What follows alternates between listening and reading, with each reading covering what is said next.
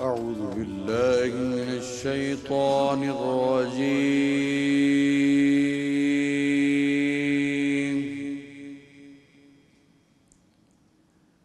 بسم الله الرحمن الرحيم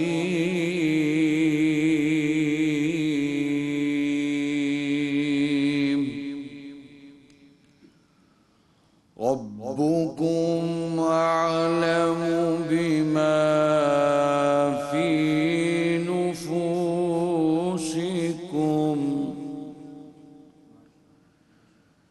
إن تكونوا صالحين فإنه كان للأوابين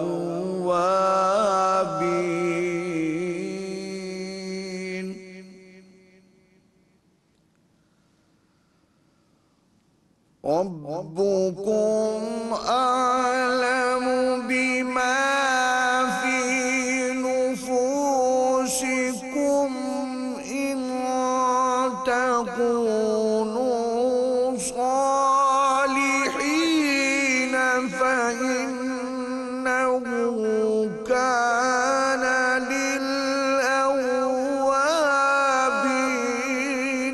غفورا صدق الله العلي العظيم وصدق رسوله النبي الكريم الأمين जज़ाकल्लाह। शुरू अल्लाह के नाम से जो निहायती मेहरबान और रहम करने वाला है। तुम्हारा रब खूब जानता है कि तुम्हारे दिलों में क्या है। अगर तुम नेक रहोगे तो तौबा करने वालों को माफ़ कर देने वाला है। अस्सलाम वालेकुम। रमज़ान के समा में आपको कहती हूँ मैं खुश आमदीद। आज 22वां रोज़ा है और आज 23 मार्च भी है।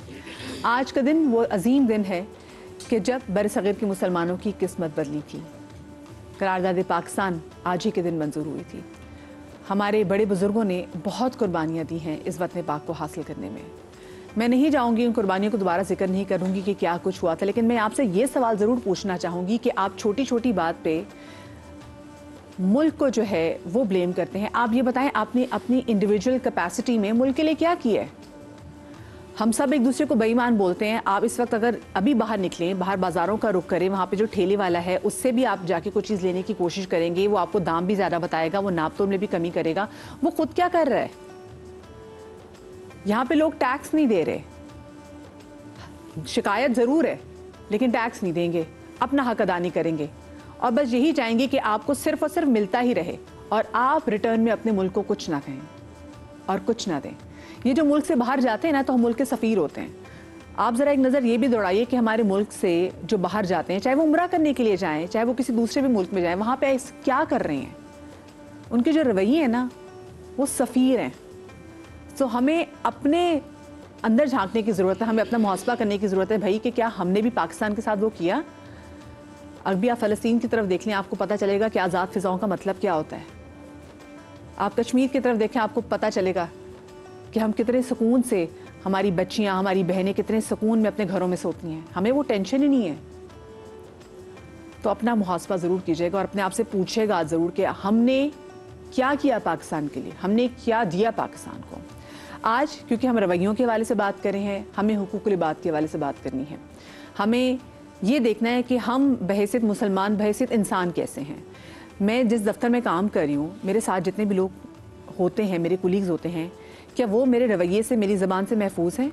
मैं जो घर में रहती हूँ, मेरे मातहत जो लोग काम करते हैं, मेरी डोमेस्टिक हेल्प जो है, क्या वो मुझसे महफूज है। कि ऐसा तो नहीं कि मैंने जिस दिन रोज़ा रखा और मैं कहूँ कि आज तो मेरा रोज़ा है, मैं आज तहस नहस कर दूँगी, मुझे बहुत गुस्सा है। अक्सर हम ऐसे लोगों को देखते हैं।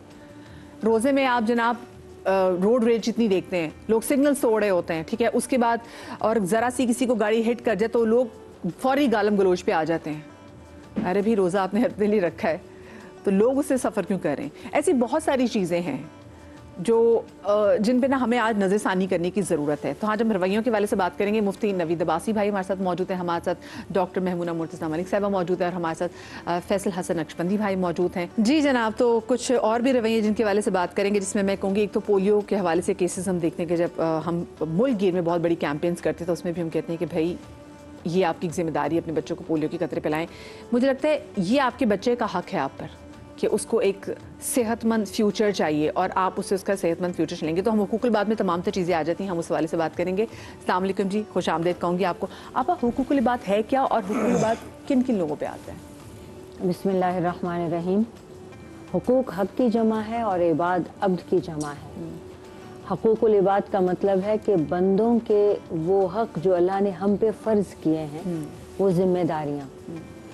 देखिए हमारा जो दीन है ना, वो दो ही चीज़ों का नाम है, एक हुकूकुल्लाह है, एक हुकूकुल इबाद है। हुकूकुल्लाह फिर दो चीज़ों का नाम है, एक अकीदा है, एक इबादत है। अच्छा, आप कता कलामी की माजरत, अल्लामा तकी मेहदवी साहब उन्होंने भी मैं ज्वाइन के लिए, तो मैं चाहूँगी कि वो भी आके हमारे साथ। अस्सलाम वालेकुम भाई, खरीद से हैं हम लोग। हुकूकुल इबाद फिर दो चीज़ों का नाम है, एक है अखलाक और एक है मामला। दीन इन दोनों चीज़ों को मिला के बना है। बंदे के बंदे पर हुकूक पैदाइश के साथ ही शुरू हो जाते हैं।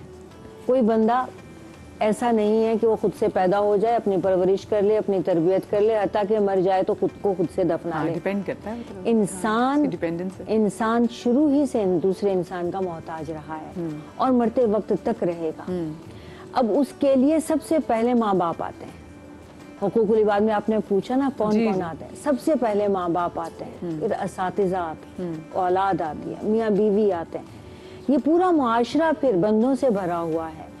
कौन किस कैपेसिटी में आप पर फर्ज हो जाता है और कौन हकदार हो जाता है, अब उसमें उसकी जान, उसका माल, उसकी इज्जत आप पर फर्ज है कि आप उसकी हिफाजत करें और ये उसका हक है कि आपसे वो महफूज रखे। तो ये असल में जो हुकूक हम एक दूसरे को अल्लाह ताला के हुकूक देते वक्त हम समझते हैं हम इबादत कर रहे हैं, लेकिन हमें ये नहीं पता कि इबादत सिर्फ 5 वक्त की नमाज पढ़ना या साल में 1 महीना रोज़ा रखना या साल में 1 बार ज़कात देना या ज़िंदगी भर में 1 बार हज कर लेने का नाम नहीं है। इबादत अल्लाह ताला की इताअत और अल्लाह के हुक्म की तामील है, बेचूचरा, जैसे उसने कहा वैसे करना है। और उसमें उसने ये कहा है कि मैं अपने हकूक तो माफ़ कर दूंगा जितने चाहे, लोगों के अपने, मैं बंदों के माफ़ नहीं करूंगा। अब बंदों में भी जो अखलाक है उसमें अगर फ़र्ज़ कीजिए कहीं कमी कोताही रह जाती है और मैं आपसे कभी मिलती हूँ और सॉरी कर देती हूँ तो अल्लाह ताला भी माफ़ कर देता है। लेकिन जो मामलात हैं उसमें आपकी माल छीन लेना है, आपकी इज्जत छीन लेना है, आपकी जान ले लेना है, बेईमानियाँ हैं, ये सब, उसमें अल्लाह ताला फरमाते हैं कि बंदा माफ भी कर दे तो भी अल्लाह ताला हिसाब लेगा। अच्छा, बहुत सारी जगहों पे हम देख रहे होते हैं मुफ्ती साहब के 5 वक्त की नमाज भी पढ़ रहे हैं, इखलाक भी बहुत अच्छा है, दीनदार भी हैं, हज भी करें, लेकिन पड़ोसियों के हुकूक आप सही अदा नहीं करें। आप अपना घर तो साफ रख रहे हैं, पड़ोसी के घर के बाहर आप कचरा फेंक रहे हैं, आप घर में कोई ऊंची आवाज़ से टेलीविज़न ऐसा लगा देते हैं या घर में आपको कोई ऐसी कुछ भी लग जाए टीवी जिससे साथ वाले घर के लोग डिस्टर्ब हो रहे हो, तो फिर बताएं कि क्या फिर वो कहते हैं पड़ोसियों के हुकूक भी इसमें आ जाती है, दिल आज़ारी हो रही है उनकी भी। नहमदुहु सल्ली अला रसूलिल करीम, अम्मा बाद, बिस्मिल्लाहिर्रहमानिर्रहीम। कुरान मजीद बुरहान रशीद ने हुकूकुल इबाद को बड़ी सरात व वज़ात के साथ बयान किया है। जो भी आपने सवाल किया, ये बंदों के बंदों पर आके हैं कि हम किसी को तकलीफ़ न दें और कोई किसी को तकलीफ़ दे रहा हो तो उसको रोकें। कुरान मजीद फ़ुरक़ान हमीद की सूरह माऊन है, अरअयतल्लज़ी युकज़्ज़िबु बिद्दीन फ़ज़ालिकल्लज़ी यदउल यतीम वला यहुद्दु अला तामिल मिस्कीन फ़वैलुल लिल मुसल्लीन अल्लज़ीना हुम अन सलातिहिम साऊन। ये सलात की बात बाद में जाके की जा रही है, पहले बंदों के हुकूक बयान किए जा रहे हैं। आप ज़रा अंदाज़ा लगाएं कि अबू जाल ने यतीम को जो उसकी किफ़ालत में था, उसने ज़िम्मे लिया हुआ था, उसने धक्के दे के निकाला, तो लोगों ने कहा कि तुम नबी पाक सल्लल्लाहु अलैहि वसल्लम के पास जाओ, मक्का का दौर है। तो उनका ख्याल ये था कि जब हुजूर आएंगे तो हुजूर का माज़अल्लाह मजाक उड़ाया जाएगा। तो जब यतीम दर मुस्तफ़ा पे आया तो नबी अलैहिस्सलाम एक यतीम के हक़ के लिए काफिर व मुशरिक आदमी के पास चले गए, और जब हुजूर गए तो उसने यतीम का फ़ौरन हक़ अदा कर दिया। लोगों ने पूछा ये तूने क्या किया? उसने कहा मैं अपने आबाओ अजदाद के तरीके से फिरा नहीं हूँ, लेकिन नबी अलैहिस्सलाम को देख कर उस पर ऐसी हैबत तारी हो गई कि वो देने पर मजबूर हो गया। तो कहने का मतलब ये है कि सिर्फ यतीम नहीं, मुआशरे में हर आदमी का हम पर हक है, माँ बाप के हुकूक से लेकर बच्चों के हुकूक तक, पड़ोसियों के हुकूक तक, हत्ता कि हम जिस रास्ते से गुजरते हैं ना, उस रास्ते से जो दूसरे लोग गुजर रहे होते हैं उन लोगों का भी हम पर हक है। तो ये हुकूक कौन अदा करेगा? ये हमने अदा करने, लेकिन हमने मादरत के साथ इनको छोड़ दिया है। इसी वजह से यार हमारे मुल्क में अफरा तफरी, बदअमनी, ये दहशतगर्दी, ये जो चीज़ें हैं ना, जब हम एक दूसरे के हक सल्ब करते हैं तो अल्लाह का अर्श हिल जाता है। और मुफ्ती साहब, हम देखते हैं बहुत सारी जगहों पे ना हम अपनी आसानी के लिए कुछ ऐसी चीज़ें करते हैं जिसकी वजह से बाकी लोगों को नुकसान हो रहा होता है। जैसे अलामा साहब, हम जुम्मे के दिन अक्सर देखते हैं कि लोग सड़कों पे भी, मेन रोड्स पे भी नमाज के लिए दरियाँ बिछा देते हैं, उससे ट्रैफिक ब्लॉक हो रही होती है। तो फिर ऐसी सूरत में क्या अहकाम आता है? क्या ये दीन अलाउ करता है? बिस्मिल्लाहिर्रहमानिर्रहीम। देखिए, मैं पहले बुनियादी तौर पर चंद मुक़द्दमाती बातें आपकी खिदमत में अर्ज़ करूँ। वो ये है कि हुज़ूर सरवर कायनात जब इस दुनिया में तशरीफ़ लाए तो उन्होंने कुरान बाद में सुनाया है, पहले कुरान बन कर दिखाया। अल्लाहु अकबर। और ऐसा कुरान बन कर दिखाया और ऐसा अखलाक पेश किया है कि आपको कुफ़ार भी कहते थे ये सादिक और अमीन है। इसका अखलाक बहुत उम्दा है, बहुत बेहतरीन जो है मामलात के अंदर है। और इसके अंदर भी कोई इख्तिलाफ नहीं है कि वैसे तो हमारे अगर फ़िक़ी अबवाब को देखा जाए और उलमा कराम के अंदर जो उन्होंने फतावा दिया उसको देखा जाए तो फ़हरिस्त के अंदर आम तौर पर इबादात को रखा जाता है, फिर मामलात को रखा जाता है, जबकि खुदा की निगाह में मामलात मुक़द्दम है इबादात के ऊपर। मौला मुत्तक़ियान मोमिनीन हज़रत अली इब्न अबी तालिब अलैहिस्सलाम इरशाद फरमाते हैं कि इन्नल्लाह तबारक व तआला जअल हुकूक इबादिही मुक़द्दमतन अला हुकूक़िही। परवरदिगार आलम ने अपने बंदों के हुकूक को अपने हुकूक पर मुक़द्दम किया है। तो खुदा खुद ये चाहता है कि बंदों के साथ खुश रफ्तारी से पेश आएँ, बंदों के मामलात को हल किया जाए। और जहाँ तक आपके सवाल के ताल्लुक़ है, तो देखिए, अगर हम ऐसे माशरे के अंदर रह रहे होते हैं कि जहाँ पर हर चीज़ की पाबंदी कर रहा है, और सबसे पहली बात तो ये कि जो खुद क़वानीन की पाबंदी करने के लिए नाफिज किए गए अफराद हैं, मिसाल के तौर पर पुलिस का डिपार्टमेंट है या जो भी डिपार्टमेंट्स हैं, अगर उसके अंदर भी ये चीज़ें नाफिज की जा रही हैं और लॉज को फॉलो किया जा रहा है, तो फिर कहा जाएगा कि हर एक को इसके मुताबिक चलना है। लेकिन जब हम देखते हैं कि हर जगह पर ही झोल है, तो फिर जो सही दीन पर अमल करने वाला होगा, अगर वो इस तरह से चलने लगेगा कि वो ना नमाज के लिए बाहर आ सकता है, ना अपने दीगर मरासिम के लिए बाहर आ सकता है, तो फिर बहुत मुश्किलात आ जाएंगी। सही में मुकम्मल इस पर जवाब देती छोटी सी ब्रेक के बाद।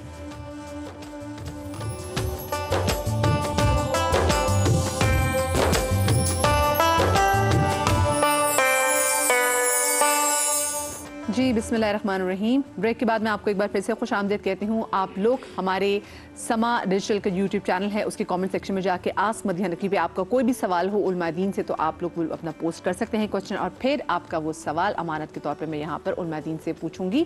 साथ में आप लोग हमें कॉल भी कर सकते हैं, हमारे जो टेलीफोन लाइन है वो भी ले आपके ओपन है। अच्छा, ब्रेक पर जाने से पहले वो जो जुमला था आपका कंप्लीट कर लें। जी है, हम ये अर्ज़ कर रहे थे कि देखिए, जिस जगह पर हम रह रहे हैं वहाँ पर अगर कोई भी लॉज को फॉलो नहीं कर रहा है, स्पेशली वो कि जो खुद क़वानीन नाफिज करने वाले इदारे हैं वो भी नहीं इसको फॉलो कर रहे हैं, फिर हम देखते हैं कि सियासी इज्तिमात होते हैं तो वहाँ पर सड़कें ब्लॉक हो जाती हैं, बड़े मसाइल होते हैं।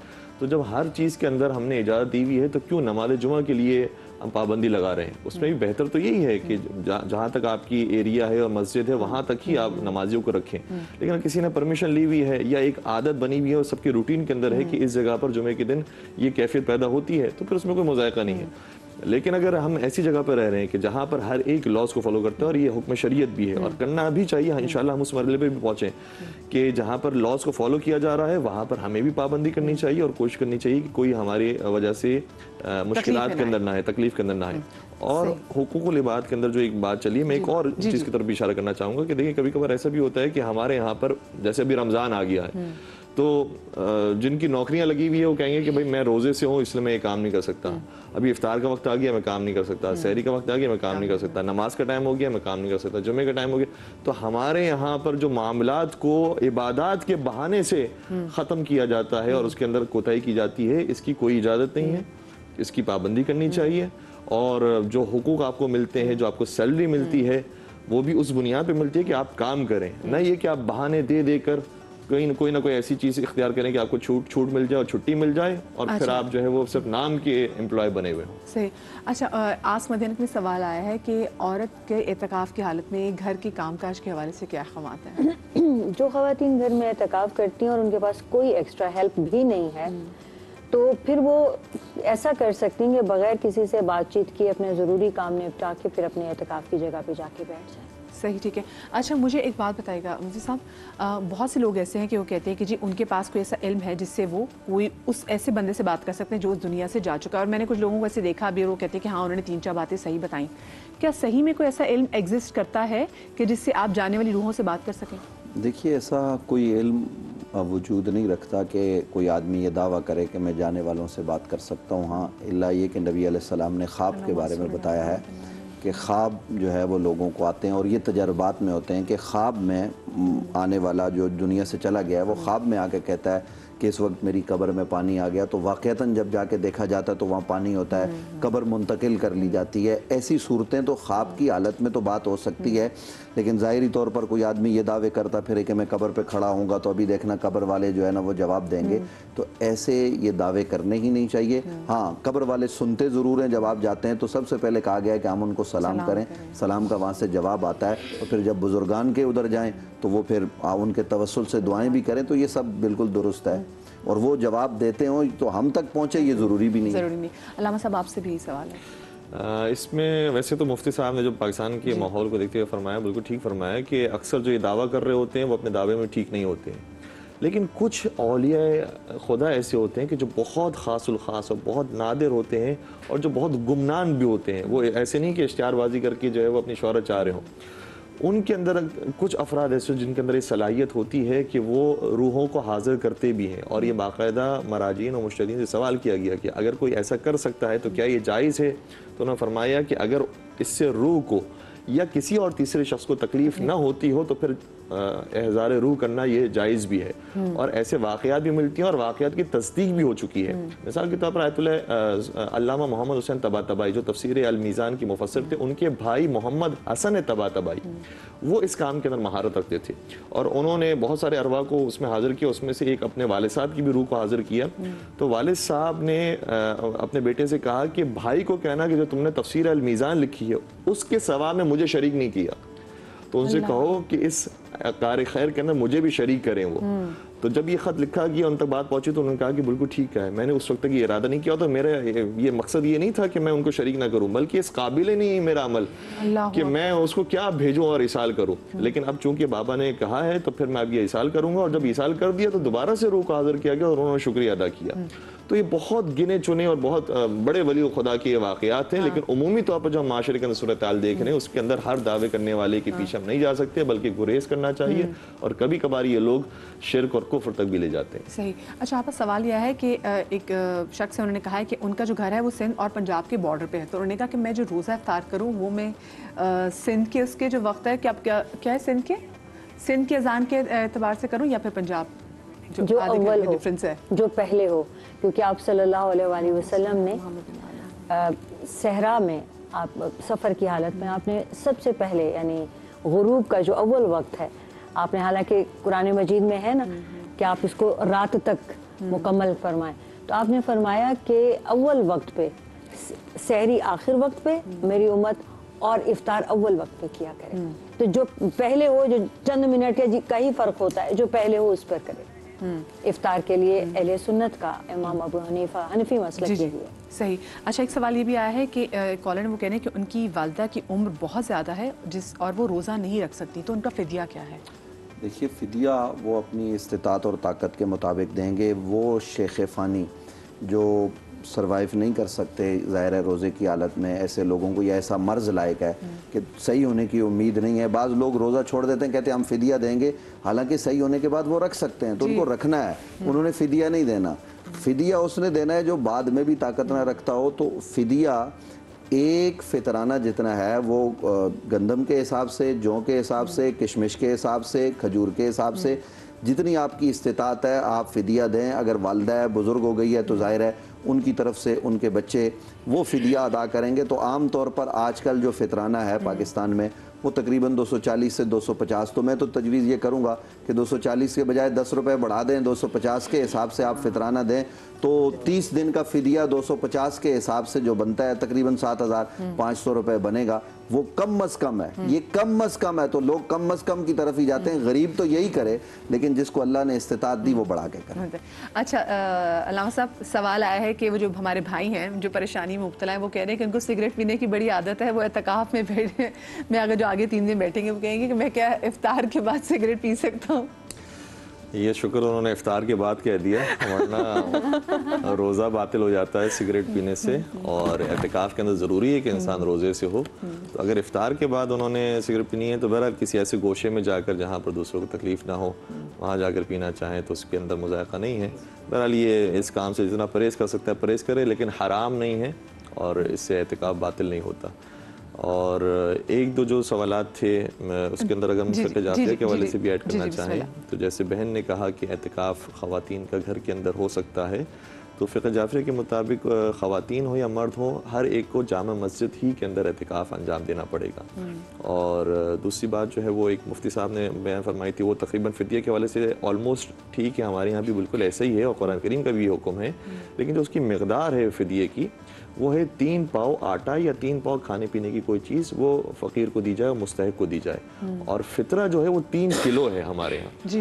ये 3 पाव है और फ़ितरा 3 किलो है जी। तो 3 किलो जो राइज खाना है वो दे दिया जाए या उसकी कीमत फ़ितरे के अंदर दे दी जाए, तो ये फ़ितरा अदा हो जाता है। सही, ठीक है।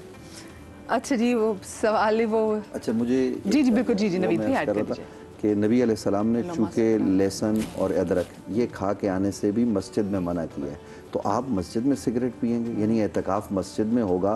तो इसलिए हमारे नज़दीक फ़िक़्ह हनफ़ी के मुताबिक अगर आप बग़ैर ज़रूरत शरिया के जाने की इजाज़त है, अगर आपके घर में कोई खाना लाने वाला नहीं है तो खाना तो ला सकते हैं, वज़ू के लिए तो जा सकते हैं, हाथ धोने के लिए भी एतकाफ़ में नहीं जाया जा सकता।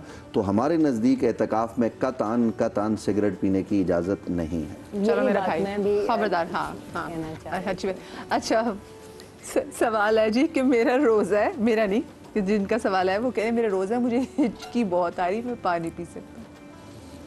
पानी तो नहीं पी सकते, हिचकियाँ लेते रहें। हाँ, हिचकियाँ लेते रहें, कोई आपको याद कर रहा है और हिचकी ले, आपकी उम्र बढ़ने वाली है तो आप खुश हो जाएं, आपका खून वैसे ही बढ़ जाना चाहिए बगैर पानी। अच्छा, रोज़े की हालत में स्विमिंग की जा सकती है? इसमें यह है कि आप पानी जो है वो अगर अंदर मुंह के ज़रिए नहीं जाता और आपके बतन तक नहीं पहुंचता तो आप पानी में नहाने की तो इजाज़त है। नबी अलैहिस्सलाम ने मकाम उर्ज पर अपने सर मुबारक में पानी डाला, तो बिल्कुल इसमें कोई हर्ज की बात नहीं। और फ़िक़्ह जाफ़िया में? जी, फ़िक़्ह जाफ़िया में भी इजाज़त है, कोई हर्ज नहीं है। एक मसला ये आता है कि स्विमिंग के अंदर सर अपना पूरा डुबो देना पानी के अंदर, बाज़ उलमा फरमाते हैं कि इससे रोज़ा बातिल हो जाता है, लेकिन आयतुल इस्तिस्नी फरमाते हैं कि ये शदीद मकरूह तो है लेकिन इससे रोज़ा बातिल नहीं होता। सही, ठीक है। अच्छा जा सकते हैं, आप सबका बहुत शुक्रिया मदीन का आज, लेकिन अलबत्ता तकी भाई हमारे साथ बनो समा की आवाज़ में भी हमारे जजेस के साथ ही बैठेंगे और फैसल भाई नाम हो जाए। किस्मत में मेरी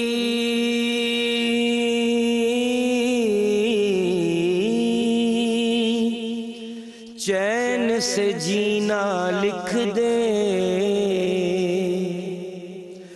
डूबे न कभी मेरा सफीना लिख दे, जन्नत की ठिकाना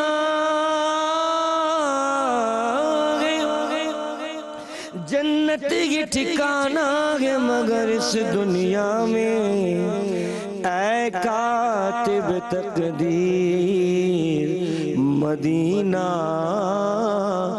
लिख दे, ताजदारे हरम निगाह करम, ताजदारे हरम निगाह करम हो करम, ताजदारे हरम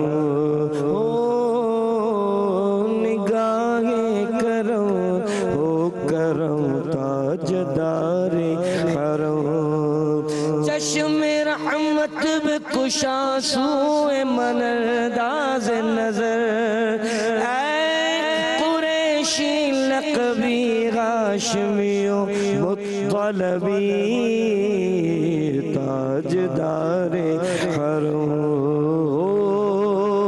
निगाहे करो, हम गरीबों के दिल भी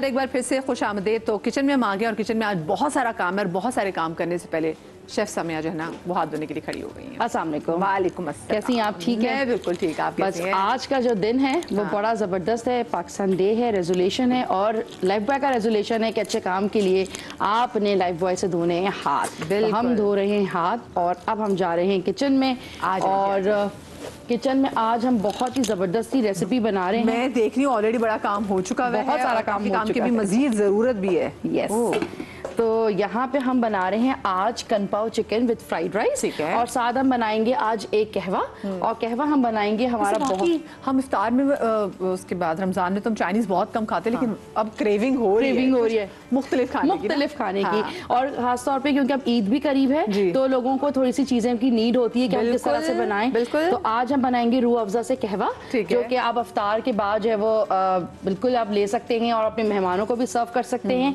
साथ आज कहवे के लिए मैंने सबसे पहले जो है वो पानी गर्म करने के लिए रख दिया था, क्योंकि उसमें एक बॉईल आना बहुत जरूरी है। अच्छा। तो ये मैं एक उबाला इसको आ जाएगा। आना जरूरी और है। इसमें मैं देख रही हूँ आपने पत्तियां डाली हुई गुलाब की। बिल्कुल, इसमें पत्तियां डाली हुई हैं और बादियान का फूल भी है, बादियान का फूल, दालचीनी है और इसके अंदर ड्राई रोजेज हैं। अच्छा, ठीक है, और इलायची है, सब्ज इलायची। ठीक है, ठीक है। ये हम इसको उबालने के लिए रखेंगे।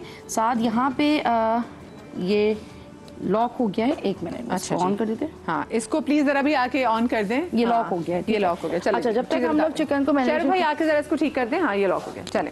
अच्छा, यहाँ पे चिकन मैंने बॉईल करने के लिए रखी है। ठीक है, यहाँ पे बॉईल करने के लिए हम, क्योंकि फौरन साथ ही साथ जो चीज़ों को हम कर रहे होते हैं, तो हमें यहाँ पे सबसे पहले डार्क सोया सॉस, ठीक है, डार्क सोया सॉस के साथ हम डालेंगे यहाँ पे रेड होल चिली। तकरीबन कनपाव के लिए तकरीबन 7-8 डालेंगे। अच्छा, ठीक है, ये हम 7 शामिल कर रहे हैं। यहाँ पे हम करेंगे गार्लिक। ठीक है, गार्लिक के साथ हम यहाँ पे यूज करेंगे ब्लैक पेपर, जैसे आपकी फैमिली को पसंद हो। ठीक है, ये हो गया। अच्छा, उसके बाद यहाँ पे हम डाल रहे हैं थोड़ा सा सफेद सिरका। ठीक है, ठीक है, ये मैरिनेशन है। और साथ साथ यहाँ पे हम डाल रहे हैं सोया सॉस। एक हमने डार्क सोया सॉस डाला और एक हमने इसमें लाइट सोया सॉस डाला है। नमक हस्बे जायका, जैसे आपकी फैमिली को पसंद हो। ठीक है, यहाँ पे प्याज कटी हुई और ये यहाँ पे शिमला मिर्च। अच्छा, गाजरें कितनी अच्छी काटी हुई, ये देखें इस तरह की। बिल्कुल। और ये देखें भाई कितनी क्यूट सी कर मेहनत की है भाई हमारी टीम ने। और ये देखें गाजर। ठीक है, ये हमने शामिल कर लिया। सबसे पहले हम इसमें शामिल करेंगे हमारे सॉस पैन के अंदर, ये ऑलरेडी हाई पे है ना। बिल्कुल, ये कावे का भी हम ऑन कर देते हैं। अच्छा, सबसे पहले हम इसमें शामिल करेंगे तलो। तलो जो है वो अपनी खास पैकेजिंग के हवाले से इस रमज़ान बहुत मशहूर रहा और बहुत आसान है, कैरी है। हमने थोड़ा सा ऑयल ऐड करना है, बहुत ज़्यादा नहीं। ठीक मतलब एक कंट्रोल क्वांटिटी में आप उसको निकाल सकते हैं और वो गिरता भी नहीं है। ठीक है। और आपने इसको गर्म करने के बाद, ऑयल गर्म करने के बाद हम इसमें शामिल करेंगे ये सारा जो जितना भी सामान हमने इसे बनाया है वो हम सब शामिल करके इसको पकने के लिए रख देंगे। ठीक है, ठीक है। मुझे हाँ, अच्छा, सॉस में डाली मैंने इसमें सारे। हाँ, इन द एंड हम इसके अंदर जो है वो शहद और पीनट्स ऐड करेंगे ताकि थोड़ा क्रंची और थोड़ा नटी फ्लेवर आए।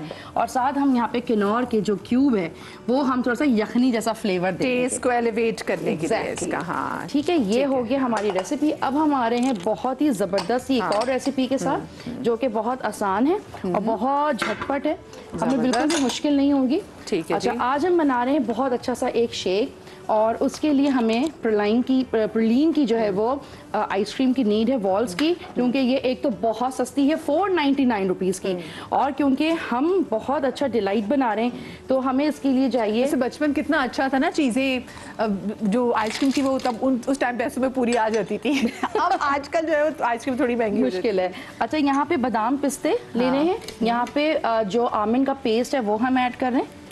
ठीक है, ये हम बादाम का पेस्ट ऐड कर रहे हैं इसके अंदर। साथ यहाँ पे हम ऐड करेंगे तुकमे मालंगा। देखिए, तकरीबन 2 टेबलस्पून के करीब तुकमे मालंगा हमने ऐड कर लिया इसमें। सही। और हम इसके अंदर ऐड करेंगे थोड़ा सा जो है वो हनी, बहुत थोड़ा सा।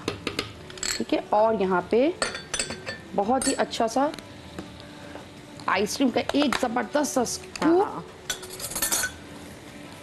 ये बड़ा सा स्कूप हम ऐड करेंगे अच्छे से, क्योंकि बच्चे बड़े शौक से खाते हैं, क्योंकि इसके अंदर हमारा क्रंची आमंड और कैरेमल का फ्लेवर है। चले बस जल्दी जल्दी हम इसको करते हैं क्योंकि हमारे पास टाइम थोड़ा कम है। और ऑलपर्स का मिल्क। ठीक है, ये हमने ऐड कर लिया। बहुत रिच और क्रीमी। और जो कहवा है वो बिल्कुल रेडी है। इन द एंड हम इसके अंदर रूह अफ़ज़ा ऐड करेंगे और साथ ही साथ क्योंकि आपको पता है जब बर्तन बहुत मिल जाते हैं। इसको एंड में डालूं या अभी डालूं? ये अभी डाल दीजिए। अभी डाल दो। हाँ, और इसको हमें सर्व करना होगा। ठीक है जी। ये सर्विंग के लिए फ्राइड राइस मैंने पहले से बना के रखे हुए हैं। स्क्रीन पे रेसिपी चल रही है तो इसकी मुश्किल नहीं होगी। ठीक है। और साथ में इसको मुझे इसमें 1 चम्मच डालना बस 1 चम्मच बहुत। चले भाई, ये जब टाइम होता है कम तो फिर आपकी होस्ट भी जो है ना वो बन जाती है एक शेफ। हाँ, और आपने करना भी वैसे ही थोड़े से टाइम में ज़्यादा सारा काम करने की कोशिश करनी है। हाँ, ये देखिए।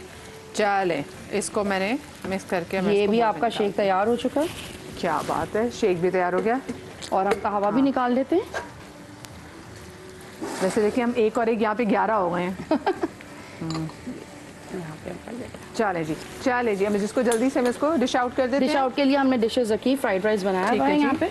और यहाँ पे हम थोड़ा सा गहरा स्पून ले लेंगे ताकि हमारी चीज़ें जो है वो आसान हो जाए बनाना। हाँ, चले। थैंक यू भाई, जबरदस्त आपने किया। कंप्लीट हो गया ना? ये हो गया है। और अच्छा मैं जरा डालती हूँ, आप जरा सफाया भी करना बहुत जरूरी है। बिल्कुल। और ये देखिए कहवे के लिए ये सब सिस्टम इसमें सही डाल रही हूँ ना? बिल्कुल, बहुत बेहतरीन। चले 1 मिनट, एक चीज सिर्फ 1 सेकंड के लिए ये रूह अफ़ज़ा हम पहले से इसमें ऐड कर लेंगे।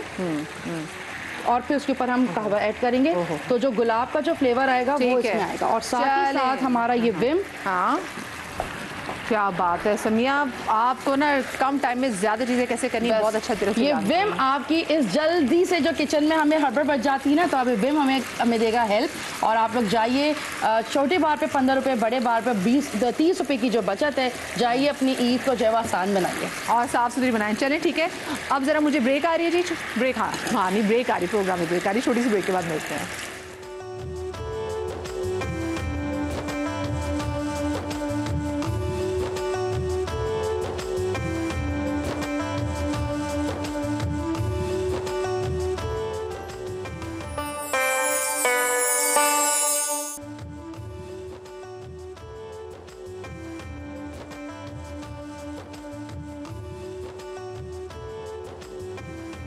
जी, ब्रेक के बाद मैं आपको एक बार फिर से खुश आमदीद कहती हूँ। और अब हमारे साथ डॉक्टर उम्मे राहील मौजूद है और हमारा सेगमेंट है तिब्बे नबवी का। अस्सलाम वालेकुम उम्मे। वालेकुम सलाम। कैसी हैं? ठीक हैं आप? शुक्र करम। उम्मे, आज तिब्बे नबवी में हम क्या चीज़ सीखने जा रहे हैं? आज हम बात कर रहे हैं जौ की, बारले की। और हम तलवीना की बात कर चुके हैं जिसमें जौ इस्तेमाल होता है, लेकिन जौ की अलग भी बहुत अफादियत है क्योंकि अहादीस से हमें साबित होता है कि इसकी नबी पाक सल्लल्लाहु अलैहि वसल्लम ने इसकी रोटी इस्तेमाल की, इसका शोरबा इस्तेमाल किया, इसका पानी इस्तेमाल किया। हम इसको सारे वो न्यूट्रिएंट्स हैं जो कि हमारी स्किन के लिए, हमारी सेहत के लिए बहुत फ़ायदेमंद है। तो हमने जौ के बारे में सारी डिटेल बताई थी, जो तलवीना की बात की थी, लेकिन आज मैं 2 चीज़ें झटपट बताऊंगी जो कि बहुत इंपॉर्टेंट है। एक, आपके स्किन को कैसे फ्रेश रखा जाए, जो कि आपकी पूरी ओवरऑल स्किन, आपका रंग, आपकी स्किन बेहतर होगी और जो एलर्जीज होती हैं, दाने होते हैं, वो नहीं होंगे। दूसरा झटपट जो बच्चों के कद बढ़ाने के लिए होता है वो कैसे होता है। सबसे पहले हमने 1 गिलास पानी लेना है गर्म। जौ जो है थोड़ा सा कूट के, साबुत जौ कूट के आपने 1 चमचा इसमें डालना है, ठीक है।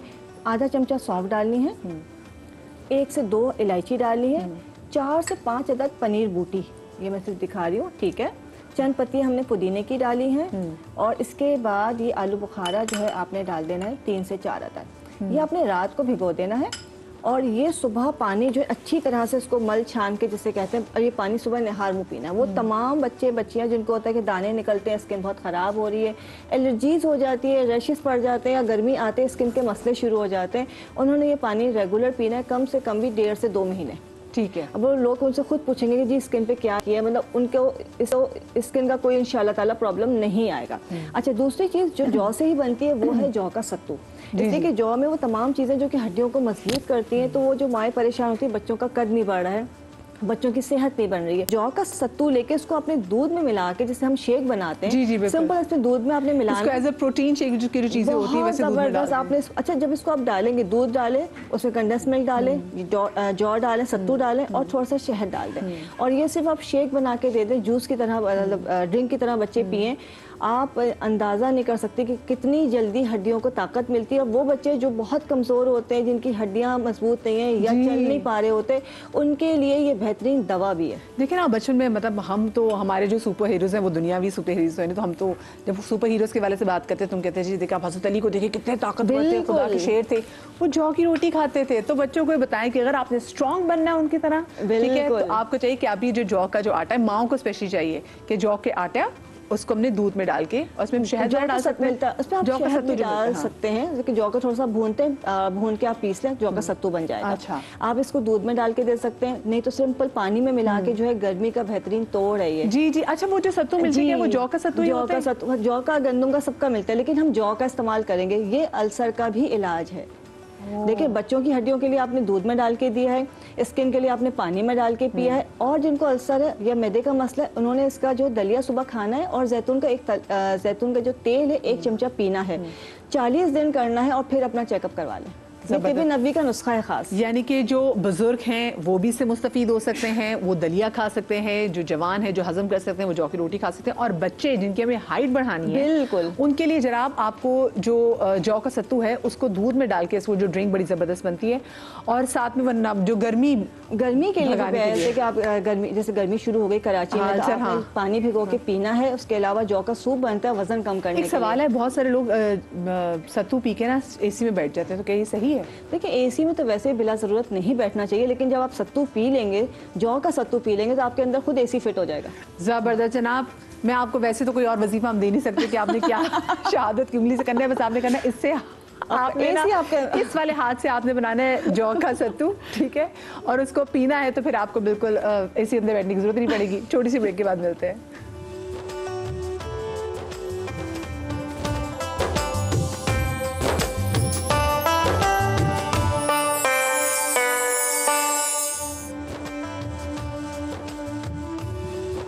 जी बिस्मिल्लाहिर्रहमानिर्रहीम। मैं अब आपको कहती हूँ खुशामदीद बनो समा की आवाज़ में, और आज से शुरू होना जा रहा है क्वार्टर फाइनल राउंड।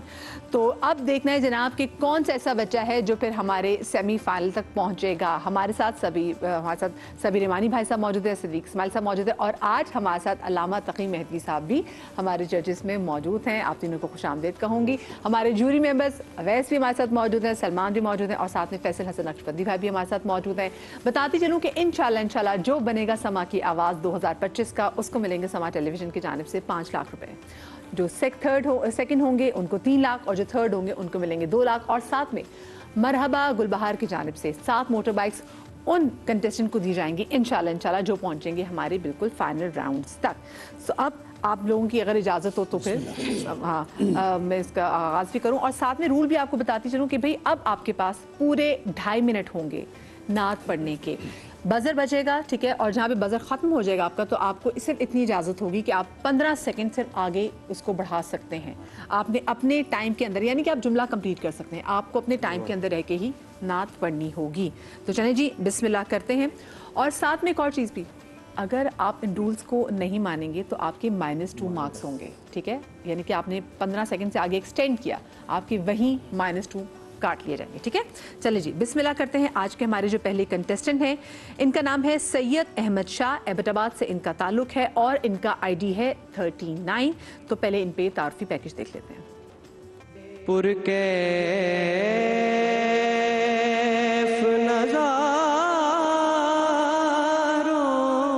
एबटाबाद शहर से ताल्लुक रखने वाले अहमद शाह, पहले राउंड में हमारे जजेस की जानिब से अहमद शाह को रहा था तनकीद का सामना, लेकिन सेकंड राउंड में इन्होंने अपनी परफॉर्मेंस से हमारे जजेस के दिल में की जगह।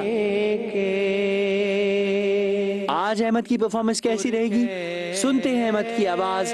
इनकी ID है 39। जी बिस्मिल्लाह अहमद भाई। तजल्लियात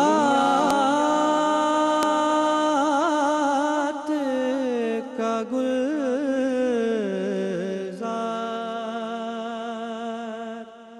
मस्जिदे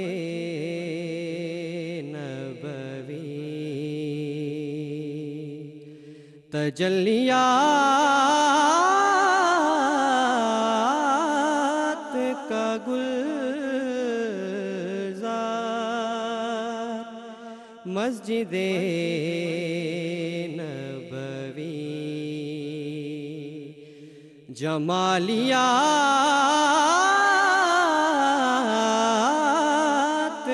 शाहकार मस्जिदे नबवी, जहाँ पुकार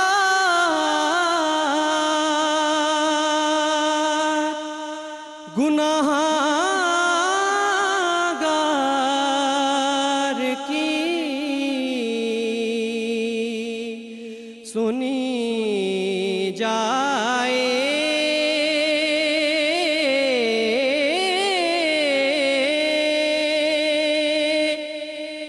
जहाँ पुकार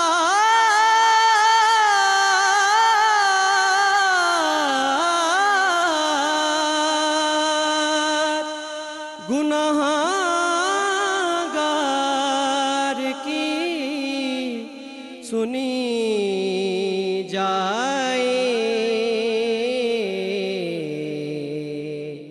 मेरे हुजूर का दरबार मस्जिदे नबवी, मेरे हुजूर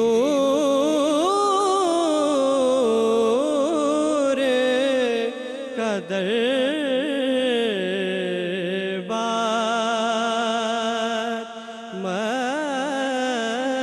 मस्जिदे नबवी।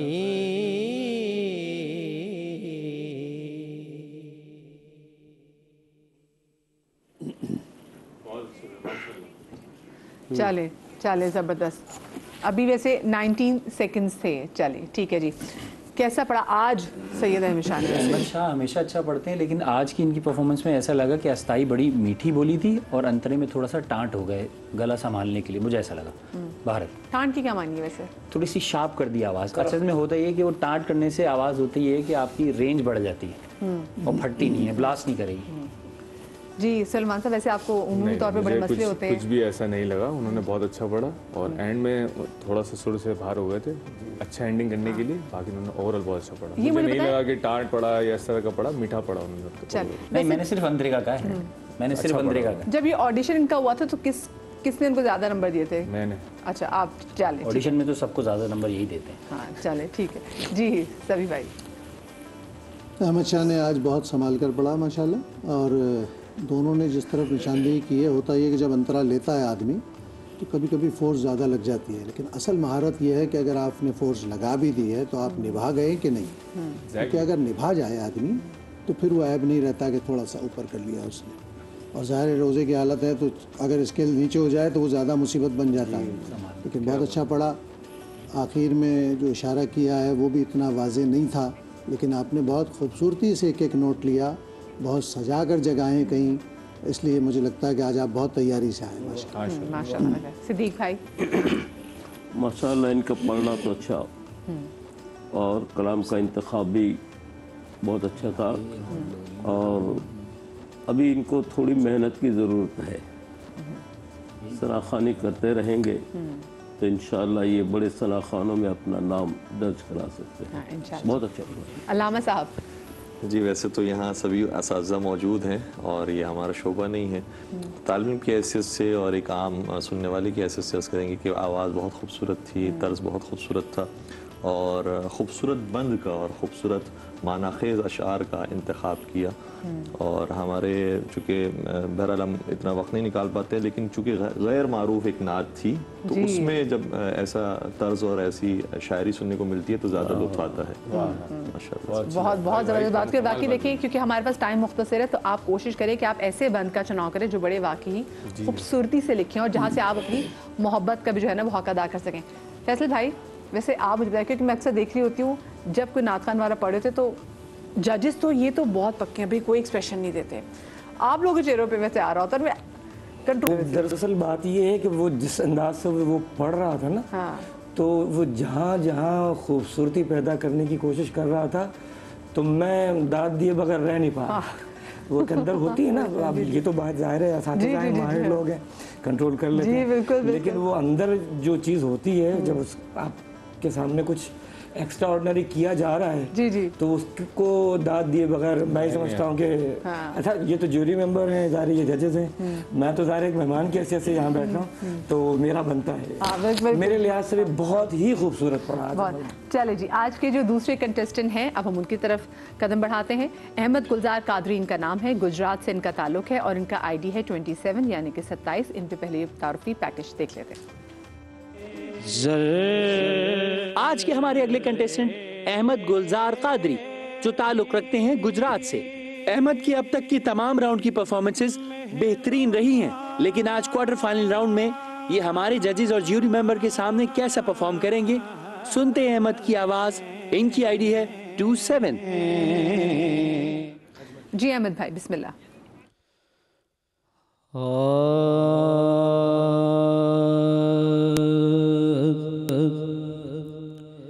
सरवर कहूँ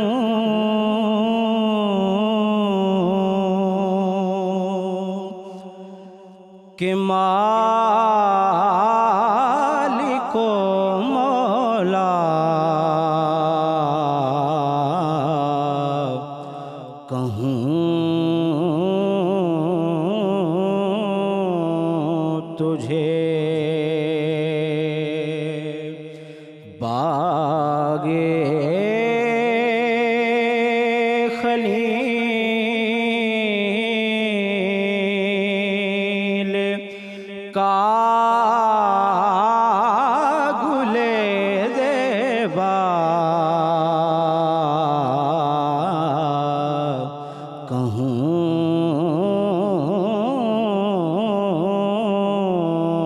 तुझे तेरे तो वस्फ़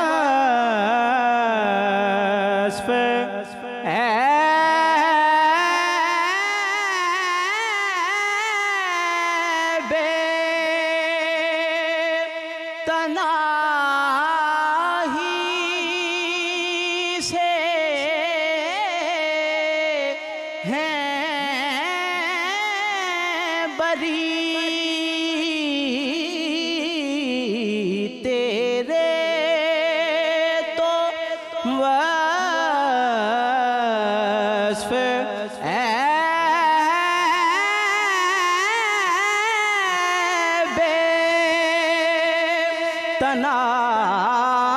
तनाही से हैं बरी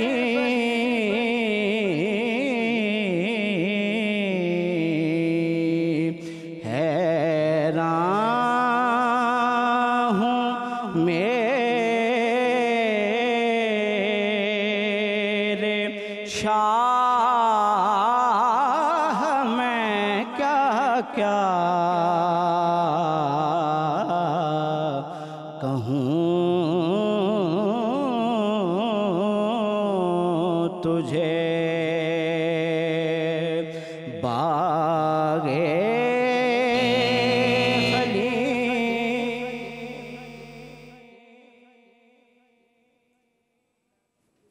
जुमला हाँ टाइम अप हो गया। 15 सेकंड कंप्लीट वैसे कर सकते हैं, ठीक है।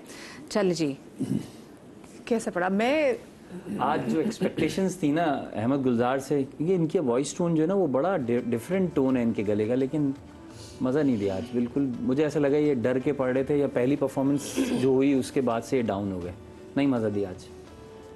अवैस तो ये कह रहे हैं सही कहा आबिद भाई ने, इत्तेफाक करूँगा आबिद भाई से कि वो बिल्कुल भी रचाव नहीं था। 2-4 जगह बहुत अच्छी ली, कोशिश करी उन्होंने बनाने की, लेकिन अंतरा बिल्कुल भी नहीं बना पाए। गला बहुत अच्छा है, क्वालिटी है, बढ़ा के पढ़ लेते, एक्स्ट्रा जगह लेके पढ़ लेते जिसकी ज़रूरत नहीं थी, और वो जो रचाव की जो ज़रूरत थी ना वो नहीं आया पढ़ने में। आवाज़ बहुत ज़्यादा कड़क और हार्श हो रही थी जो कानों को अच्छा नहीं लग रहा था, हमें ये फील हुआ। बाकी हमारे बड़े जैसा जी जी जी जी सभी भाई।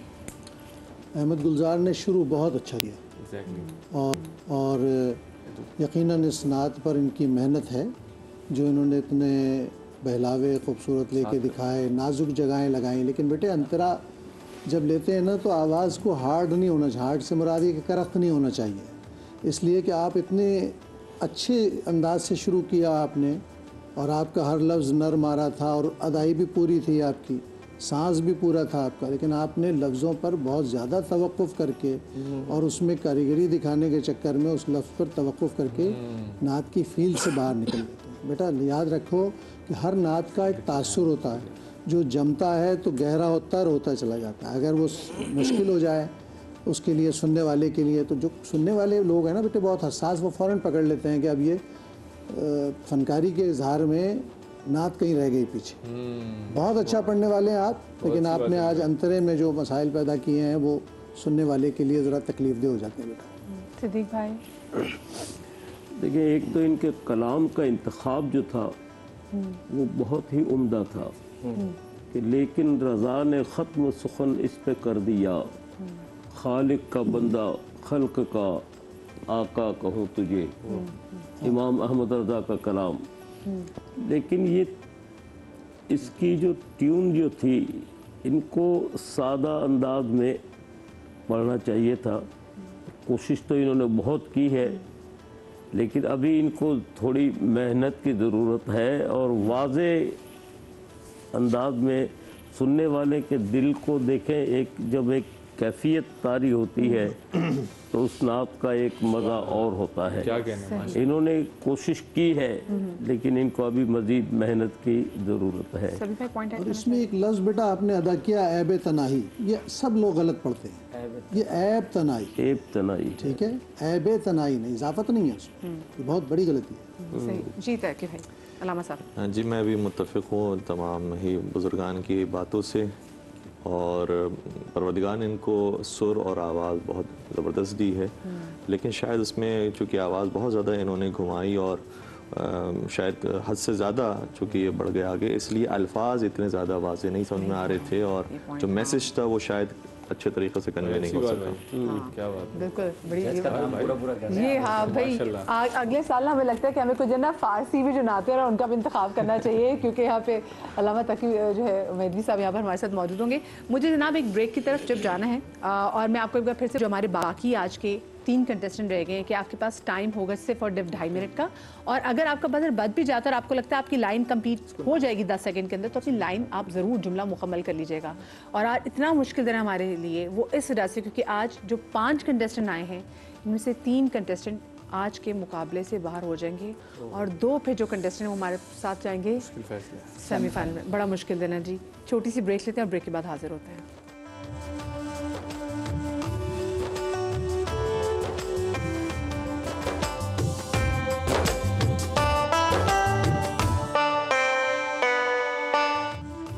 बिस्मिल्लाहिर्रहमानिर्रहीम। बनो समा की आवाज़ के क्वार्टर फाइनल राउंड में हम आपको कहते हैं खुश आमदेद। आज हमारे पास 5 कंटेस्टेंट आएंगे, नात पढ़ेंगे, और उनमें से 3 कंटेस्टेंट आज जिनके कम नंबर्स होंगे वो मुकाबले से चले जाएंगे, और बाकी जो कि 2 कंटेस्टेंट हैं वो इंशाल्लाह चले जाएंगे आगे सेमीफाइनल राउंड में। 2 कंटेस्टेंट पढ़ चुके और अब हमारी बारी है तीसरे कंटेस्टेंट की। दोबारा से बता दूं, 2.5 मिनट का आपको टाइम दिया जाएगा। बजर बजने के बाद आप सिर्फ 15 सेकंड के अंदर अंदर अपना जुमला कंप्लीट कर सकते हैं। अगर आप मुसलसल कंटिन्यू रखेंगे तो आपके 2 नंबर काट लिए जाएंगे। तो चले जी, तीसरे कंटेस्टेंट हैं फसील हसन, इनका नाम है, इस्लामाबाद से इनका ताल्लुक है और इनका आईडी है 14 यानी कि 14। पहले इन पे ये तारुफी पैकेज देख लेते हैं।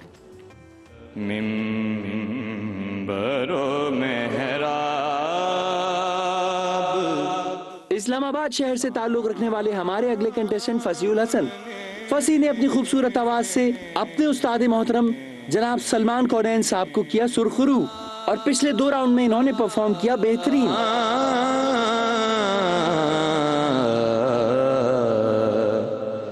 आज फसी क्वार्टर फाइनल राउंड में परफॉर्म करने आ रहे हैं। आज की इनकी परफॉर्मेंस कैसी रहेगी, सुनते हैं फसी की आवाज। इनकी आईडी है 14। जी फसी भाई बिस्मिल्लाह।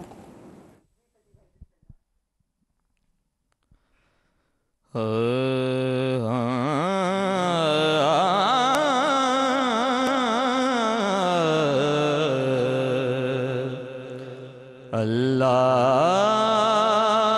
ने यूं शान बढ़ाई तेरे दर की, अल्लाह ने यूं शान बढ़ाई तेरे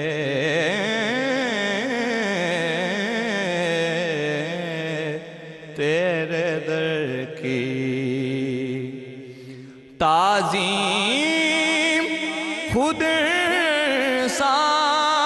को सिखाई दर दर की अल्लाह ने यूं शान बढ़ाई तेरे दर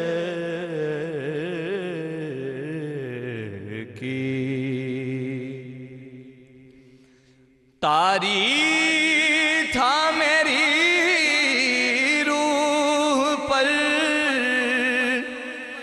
मेराज का आलम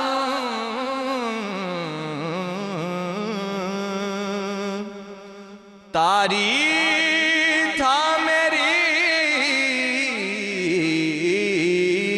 रूह पे मेराज का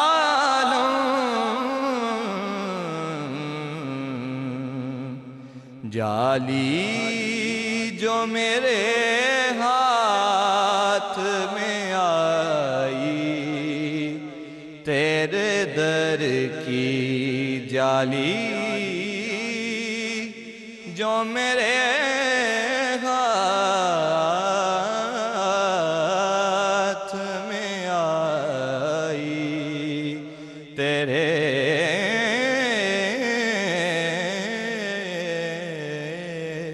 तेरे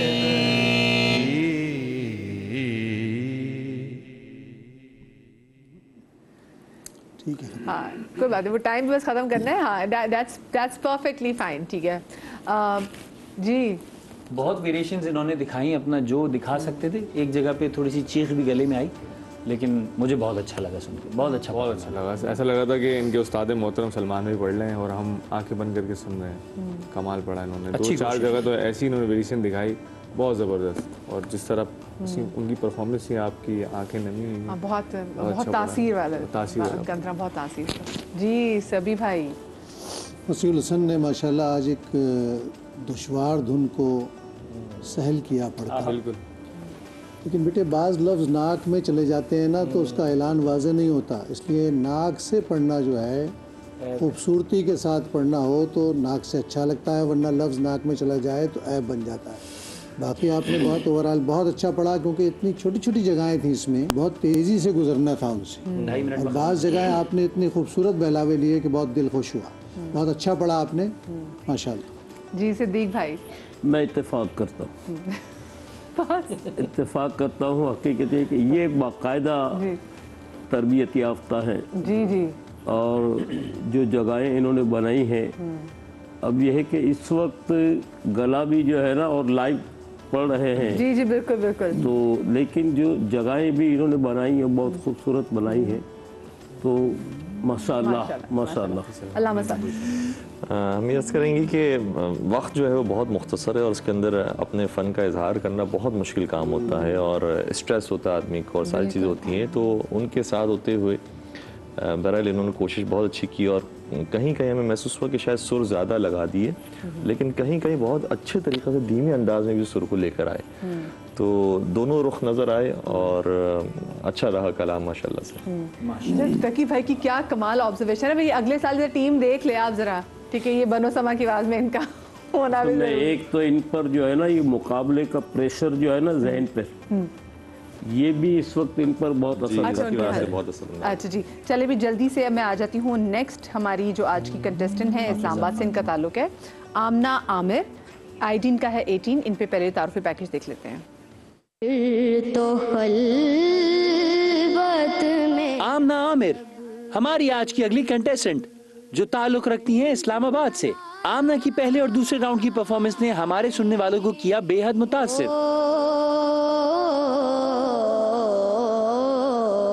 लेकिन क्या आज क्वार्टर फाइनल राउंड में भी आमना वैसा ही परफॉर्म करेंगी? आइए सुनते हैं आमना की आवाज। इनकी आईडी है 18। ओ याद तेरी। बिस्मिल्लाह आमना। ऐसा तुझे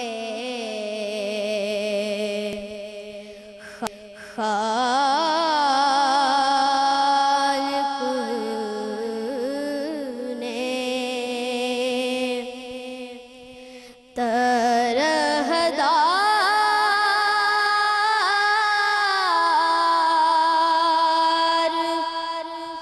बनाया,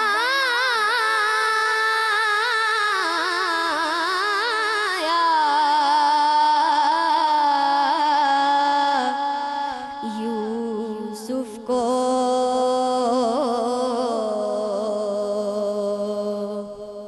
तेरा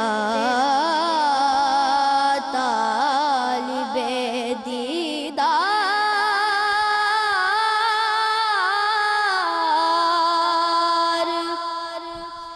बनाया,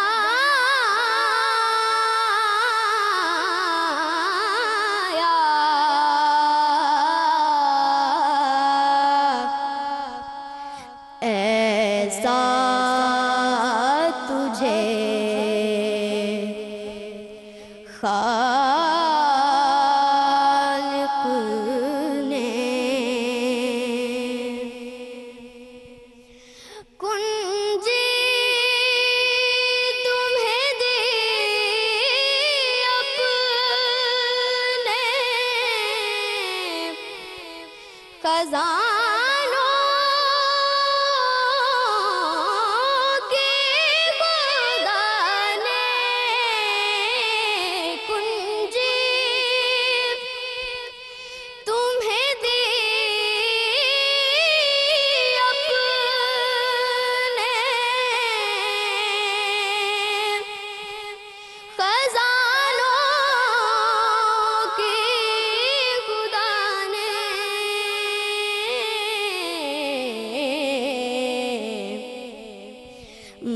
महबूब किया मालिक मुख्तार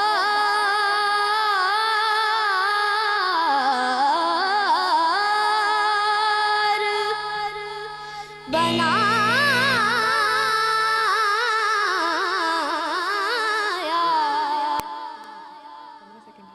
वाह वाह, बहुत जबरदस्त। सुभान अल्लाह, सुभान अल्लाह। ओह, बहुत बहुत प्यारा। ये तो एज में भी छोटी है, पहले जो भाई आए हैं वो दोनों से बड़े भी थे और ये पहली बच्ची आई, बड़े प्यार बड़ा और बड़ी तासीर के साथ बड़ा।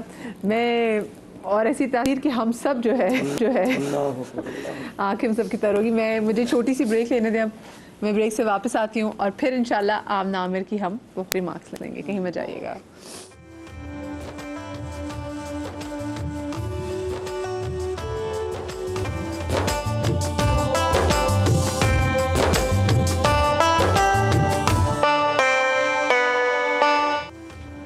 ब्रेक के बाद आपको खुश आमदीद कहती हूँ और ब्रेक को जाने से पहले हमारी आज की सबसे छोटी कंटेस्टेंट जिनकी उम्र है 9 साल, आमना आमिर, उन्होंने कलाम पढ़ा था। जल्दी से उन पर मार्क्स ले लेती हूँ और फिर आज के आखिरी कंटेस्टेंट की जाने बढ़ूंगी। जी सभी भाई।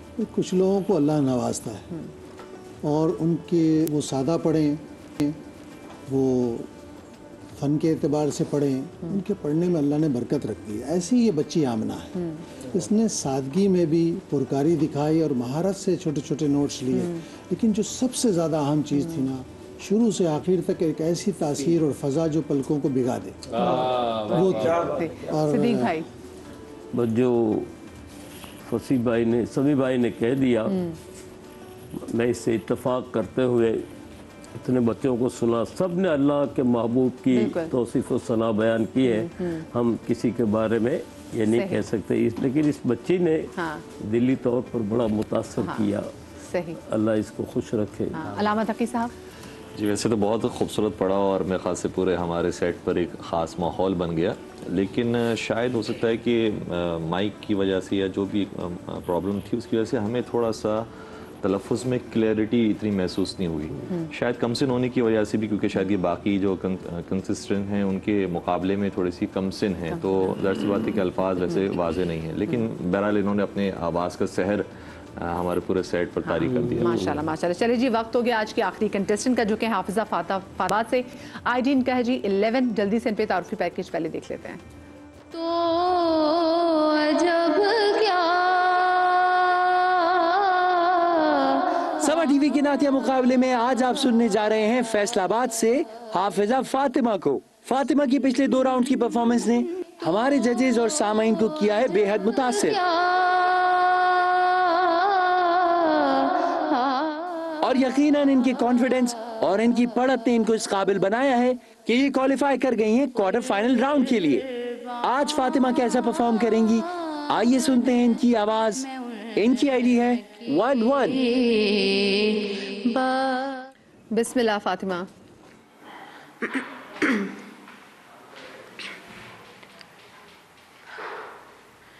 ऐसा तुझे खालिक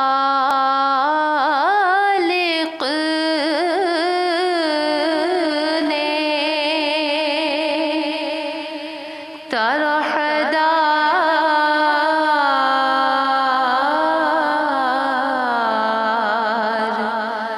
बनाया,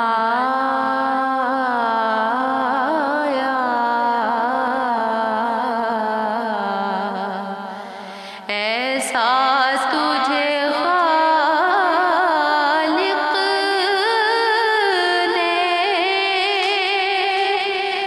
तरहदार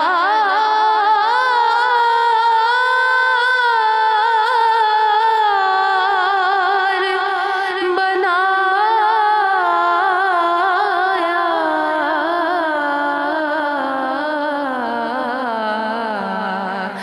यूसुफ को तेरा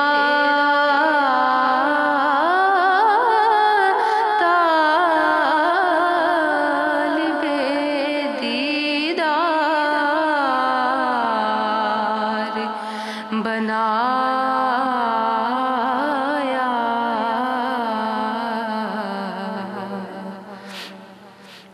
कौनैन बनाए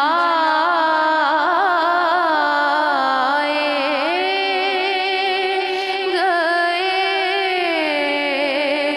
सरकार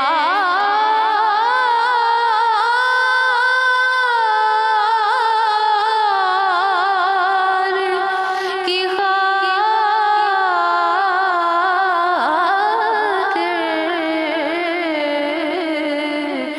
कौनैन बनाए गए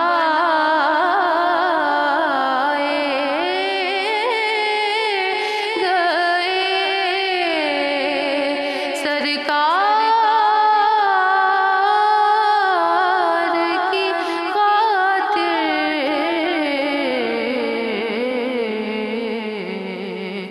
कौनैन की खातिर तुम्हें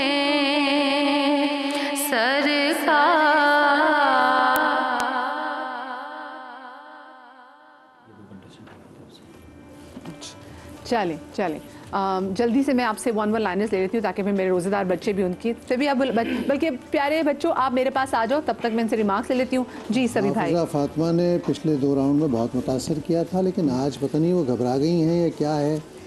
वो बीमार भी बहुत है। अच्छा, जी जी बीमार भी है।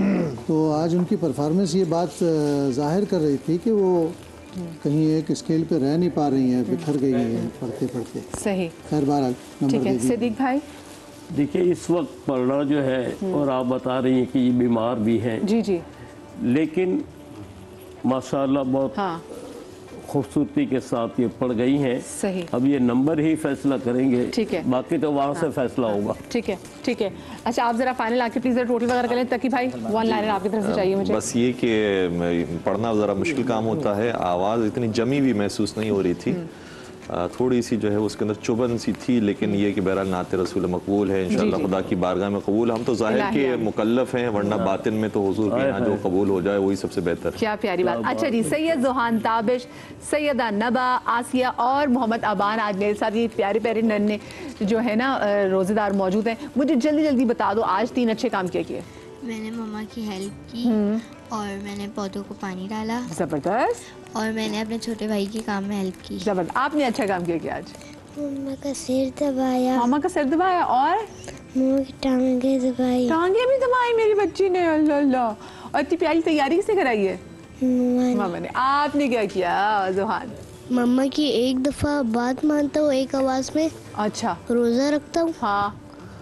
और आज आपने गमला भी तोड़ा आज? गमला भी तोड़ा है ना जी। चलो और भी साथ में वीडियो गेम भी आप खेलते हैं शौक से? मैंने कहा मम्मा की। अच्छा, और आप अबान आप बताओ आपने अच्छा काम क्या किया? माइक पकड़ मेरा बेटा।